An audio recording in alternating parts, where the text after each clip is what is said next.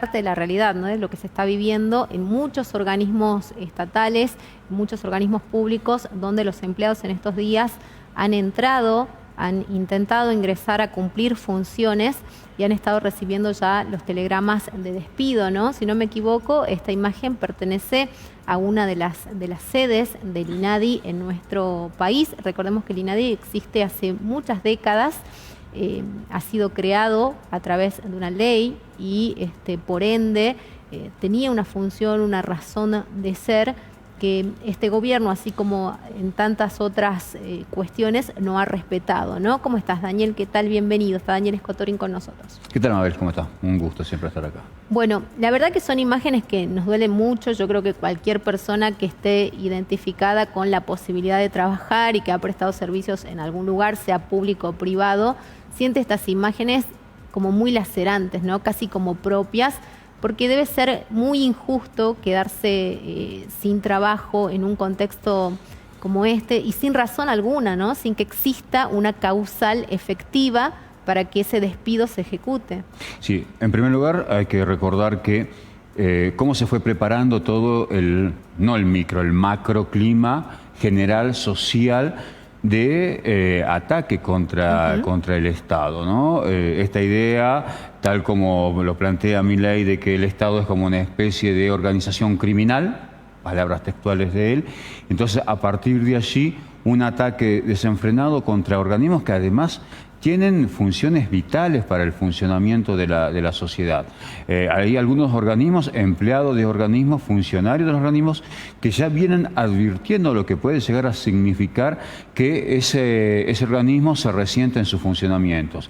Servicio Meteorológico Nacional, Comisión Nacional de Energía Atómica, Seguridad Vial. Bueno, hay una infinidad de organismos. Hoy estamos viendo incluso el mismo también... CONICET, ¿no? El CONICET, pero además hoy estamos viendo, por un lado, haciendo fila para ingresar al trabajo. Esta plaga del dengue, sí, y un Estado nacional que mira para otro lado, se desentiende. Un funcionario como el vocero presidencial, que además un desparpajo, una caraduría absoluta de decir que el funcionamiento del ex Ministerio de Salud es una exquisitez, ¿no? Además una provocación, un nivel absoluto de desprecio por lo que hoy está pasando, el sufrimiento de la sociedad en general. Entonces, cuando vemos estas imágenes, lo primero que tenemos que entender es que no solamente son trabajadores defendiendo su puesto de trabajo, lo cual ya implica un daño. Hasta hoy estamos hablando de 15.000 trabajadores que están quedando en la calle. Si no, vuelvo a repetir esto, no solamente es el daño personal a los trabajadores, a sus derechos, a su bienestar, a sus derechos familiares, sino que estamos hablando de un daño colectivo, porque lo que se está resintiendo es el funcionamiento de organismos oficiales que prestaban un servicio o prestan un servicio, diría casi único, obligatorio, monopólico, porque es la función del Estado. Sí.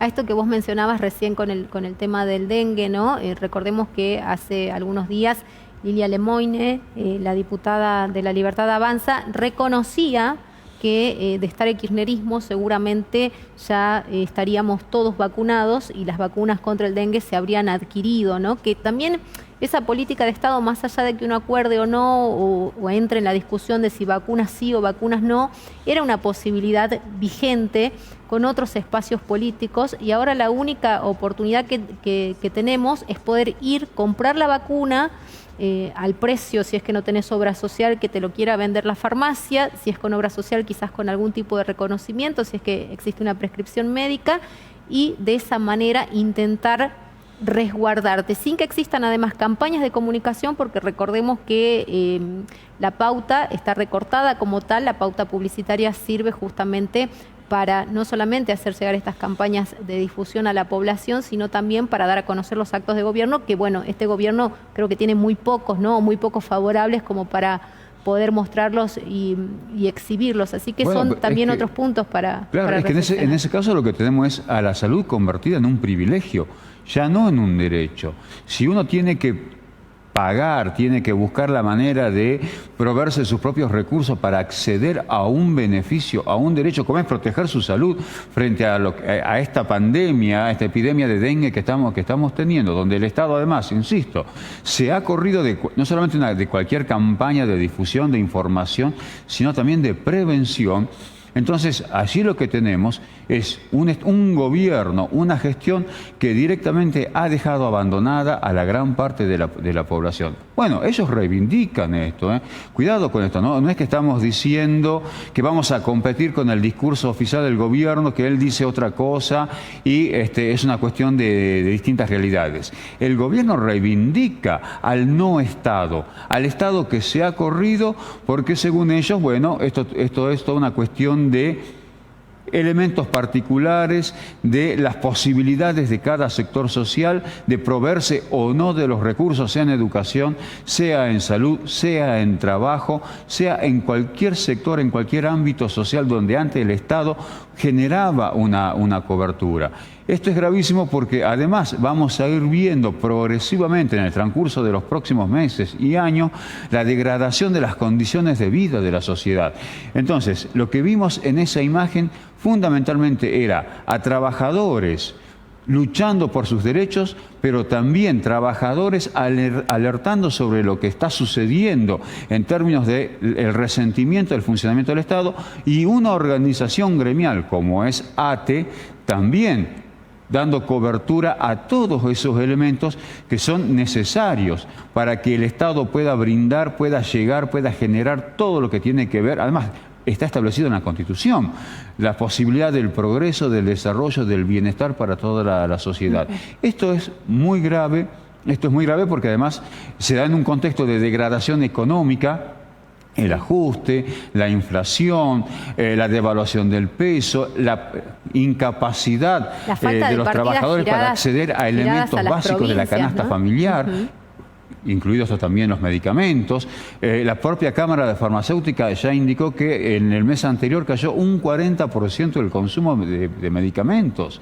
Es decir, la opción para el ciudadano, para el argentino y la argentina es o como o me curo. Con lo cual, en ese dilema, entramos en un dilema realmente gravísimo y hasta diría mortal, porque si comes pero no te curas, esa enfermedad va a terminar revirtiendo sí o sí en tus condiciones personales de vida. Daniel, vos que conocés de procesos históricos, ¿no? ¿Cuál es el objetivo que vos ves detrás de todas estas maniobras de descapitalizar al trabajador, ¿no? De que vaya perdiendo su poder adquisitivo, de que el Estado quede absolutamente vaciado, de que las provincias resientan ese ajuste, de que las universidades sientan de lleno ese impacto? Hoy se discute mucho qué va a pasar con la UBA, ¿no? Una de las universidades más prestigiosas del mundo, ya ni siquiera de Latinoamérica, viviendo también toda esta serie de circunstancias con un presupuesto absolutamente atrasado, porque recordemos que las universidades han tenido un presupuesto de 2022 con algunas actualizaciones en 2023 para poder sortear justamente el tema de la inflación y todo lo que conlleva el pago de salarios y algunos gastos corrientes, pero que saben que el contexto no es para nada sencillo, ¿no? En el caso de la universidad, sí, ya los rectores de las universidades han denunciado que tienen garantizado apenas hasta el final de este semestre, como para poder funcionar en términos de infraestructura y de salarios. Ahora bien, en relación a la pregunta, el gobierno dijo el mes pasado que habían logrado un superávit financiero, digamos, bastante básico, porque es como decir, mira, no pagué ninguna cuenta, ¿sí? No compré nada de comida, llegué a fin de mes y tengo plata en el bolsillo. Nada más que eso. Ahora, ese superávit, por supuesto, que no está destinado a todo lo que tenga que ver con algún programa de infraestructura nacional de desarrollo, de obras públicas, porque efectivamente están paralizadas. Es pagar la deuda externa.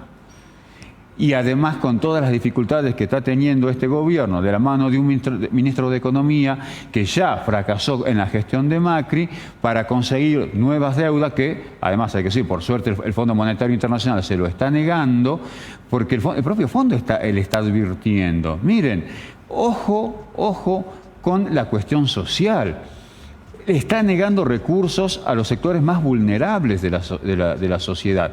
Y en términos históricos, cuando Milei hace una falsa reivindicación o una reivindicación de un proceso histórico bastante, digamos, recortado del gobierno de Roca, lo hizo ayer en el acto de conmemoración del 2 de abril, bueno, allí también hay como un falseamiento de toda una serie de un proceso histórico de distintas etapas, comenzando por Roca, porque además en el caso de Roca hay que decir que en ese momento era una etapa de construcción del Estado y de la nación. Por lo tanto, había un Estado, ¿no?, que sí intervenía, por supuesto favoreciendo principalmente a los sectores concentrados del capital. Pero luego en su recorrido llega a reivindicar incluso el plan de Martínez de Oz. Esto es digamos, la síntesis de él, ¿no? Roca, la década infame, el plan de Krieger-Bacena en la década del 60 y Martínez de Oz, y por supuesto Martínez de Oz, Cavallo, Menem, del 70 al 90. Bueno, es la síntesis en un momento además muy grave donde, por supuesto, la crisis económica y la crisis política le sirve a él para montarse dentro de este discurso anti-Estado, antipolítica, y que bueno, los resultados se van a ver. Se están viendo ya, se está viendo ya. ¿Puede existir un estallido social en base a esto que se está viviendo? Porque los despidos, vos decías, bueno, hasta ahora son 15.000, ¿no? 15.000 telegramas que se van corriendo, que van empezando a llegar a cuentagotas. La gente se entera muchas veces cuando quiere ingresar a su lugar de trabajo, otros comunicación vía mail, deseándole felices Pascuas, además, digamos, en un tono hasta burlón, ¿no? Por llamarlo de alguna manera.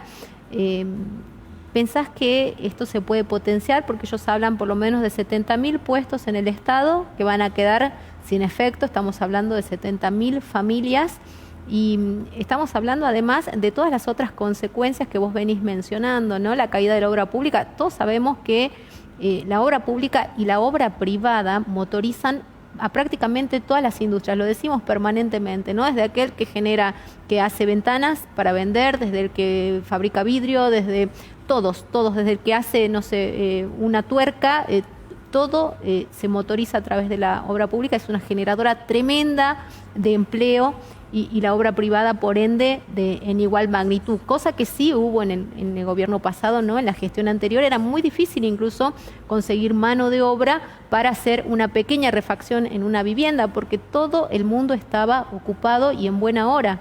Bueno, a ver, en este caso lo que hay que decir es que la paralización de la obra pública afectó a los municipios, ¿sí? Afecta a las provincias. Y esto también tiene como efecto toda una relación muy crítica entre las provincias y la nación. Este proyecto del famoso Pacto de Mayo hoy está a punto de naufragar, y porque, por supuesto, el gobierno aplica más el látigo que la zanahoria, ¿no? Las conversaciones, el diálogo entre el ministro del Interior y los gobernadores, más bien hay que tomarlo con pinzas, porque la mayoría de los gobernadores volvieron a sus provincias diciendo, bueno, sí, muy lindo lo que dijiste, o muy poco de lindo tuvo, porque finalmente el que tiene la lapicera es el ministro de Economía y el presidente. Y en esto, así es donde aparece esta nueva grieta. Entonces el Pacto de Mayo, que no es más que una especie de remodelación de lo que fue la fallida ley ómnibus, que fue rechazada, o por lo menos lo tuvo que retirar el gobierno porque era un fiasco, era un fracaso en su intención de imponerla en el Congreso. Bueno, ahora van de nuevo por esa línea, pero los gobernadores cada vez son más reticentes, o por lo menos no creen en cuanto a la posibilidad de generar un pacto, un acuerdo. Es más bien la imposición, la coerción a partir de la amenaza por parte del presidente.